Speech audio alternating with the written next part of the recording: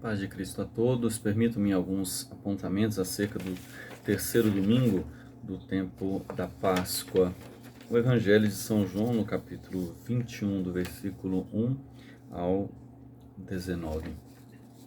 O texto é de São João, então é muito denso aqui a sua teologia, e desafiadora, mas alguns aspectos, né? Então agora a igreja começa, através do liturgista, nos colocar sobre a reflexão acerca não mais das ações da ressurreição no seu início, mas agora já verificando os aspectos, né? Ou seja, os frutos desta ressurreição nos discípulos e na comunidade. O texto vai colocar que depois ali do final do capítulo 21, quando nós pensávamos que já havia terminado o evangelho de São João, mas é muito interessante porque coloca como que uma espécie dos Atos dos Apóstolos de João, né? Ou seja, feito então o que Jesus tinha que fazer, agora refere-se então os efeitos da ressurreição de Jesus nos seus discípulos e, por assim dizer, na sua comunidade. Como que fica a sua comunidade tendo Jesus cumprido a sua missão, a sua ressurreição? E agora, como fica a vida dos discípulos? Qual é a referência para a vida dos discípulos? E o texto coloca então essas pessoas que, como diz o texto, que estavam ali na beira do lago, para nos dar justamente uma ideia da passagem, a manifestação, dizer justamente esse tornar-se visível a presença do Senhor. E diz o texto que eles estavam ali, a palavra grega é homos, ou seja, na mesma situação. E isto vai ao longo desse todo esse capítulo, vai fazer justamente levar a uma compreensão desta disposição dos discípulos em si para com eles em relação à missão colocada para Jesus. Como se dissesse ali, né? Existe alguém mais importante? Qual é a tarefa? Quem é que se destaca? E assim o texto coloca justamente esta reflexão, né, dizendo, né, quem será que vai se destacar? O texto coloca no versículo 3 que Simão, ele se propõe como que uma forma de destacar a sua individualidade. Ele afirmativamente se coloca, né, que vou pescar, como esta ideia de ir ao mar, as agitações, e os discípulos eles propõem a segui-lo, né? E assim então o texto vai dando esta ideia, quem é importante na comunidade, quem é a referência depois da ressurreição de Jesus. Diz eles, né, que também nós vamos como quem também se propõe a esse mesmo objetivo. E é muito interessante porque o texto coloca, partiram e entraram nesta barca como algo a se empreender, né? Mas ali isto já vai nos fazendo pensar, porque se eles estão tão juntos, por que Pedro então ele não chama, não convida, vamos, né? E justamente essa ideia da pessoa que quer se destacar de maneira individual, né, tendo o mesmo objetivo, o mesmo ambiente, estando no mesmo meio, a barca ali, o mar. No entanto, parece que Pedro está desprovido da comunhão vinculativa. Eles entram na barca, o texto coloca, né, que estavam na barca pessoas até experientes, né, na arte da pesca, e no melhor horário, que era justamente à noite. No entanto, não pegaram absolutamente nada, né? Ou seja, não conseguiram cumprir esta missão. Chegada de manhã, o texto diz que Jesus estava ali na praia como um limite, um encontro entre aquilo que é matéria e espiritual.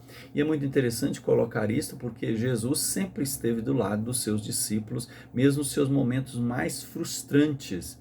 Jesus, ele continua presente. Então, essa presença de Jesus mesmo depois da sua morte e agora, então, como sinal da sua ressurreição.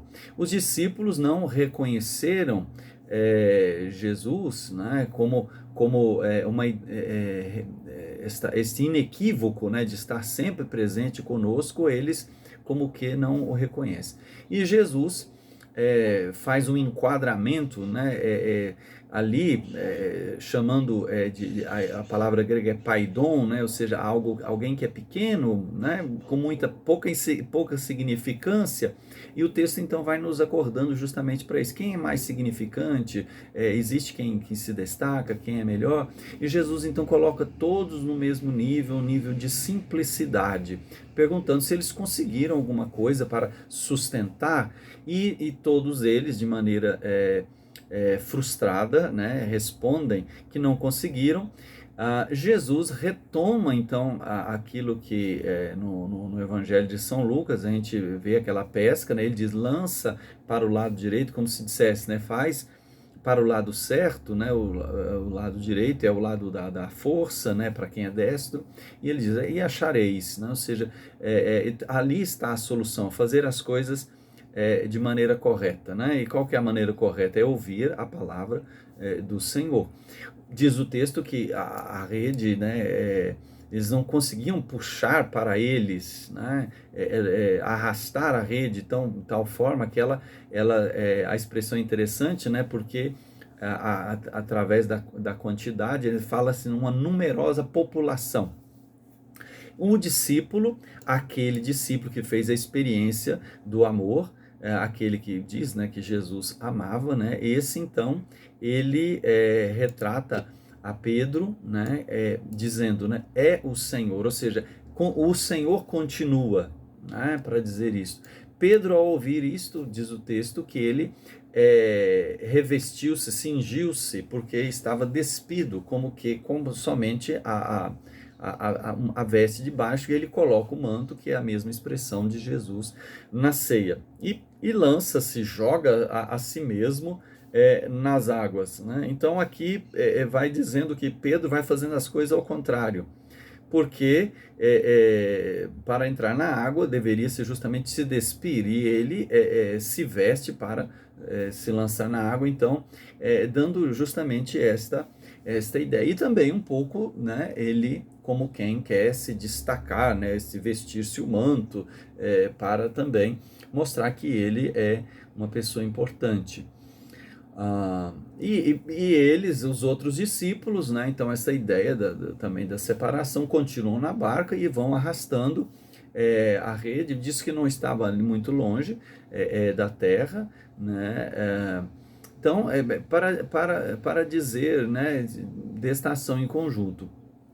Então, ao saltarem em terra, eles veem, como se dissesse assim, algo que não pode deixar de ser percebido, né? E o que é que não pode deixar de ser percebido? Aquilo que Jesus fez. E fez ali as brasas, o peixe, né? Então, vai colocando esta reflexão desta ação que Jesus fez. Ele mesmo tendo feito isso, a palavra dele tendo realizado, ele quer a participação dos outros. Então, assim, Jesus vai colocando que a comunidade não pode se colocar desta forma, né, em destaque e, ao mesmo tempo, em desprezo.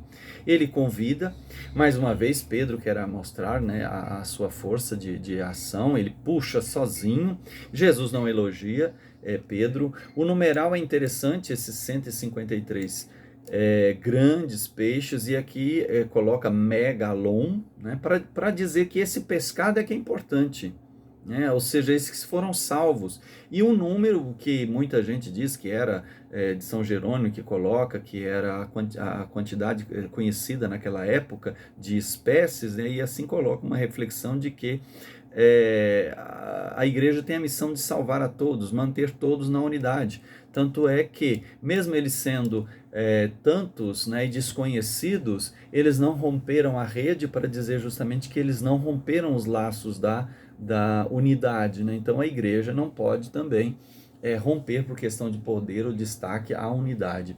Jesus os convida ao comum, né, ao comer, repetindo o gesto que ele faz na ceia, e o texto diz justamente que eles não pedem destaque a Jesus, perguntam quem que é, porque eles sabiam que Jesus é o Senhor, ou seja, é Cristo o Senhor, mesmo depois da sua ressurreição, Cristo é quem continua sendo o Senhor, o absoluto, né, da comunidade. E depois de comerem, para retomar aquilo que Jesus dizia, que ele somente depois de passar a ceia, comer aquele alimento que ele queria, como a gente vê em Lucas, é que ele consegue passar por tudo que ele consegue passar. Então, depois somente de comer, ou seja, a força da Eucaristia, a força da comunhão, é que os discípulos vão conseguir viver aquilo que é necessário. E o texto diz que era a terceira vez.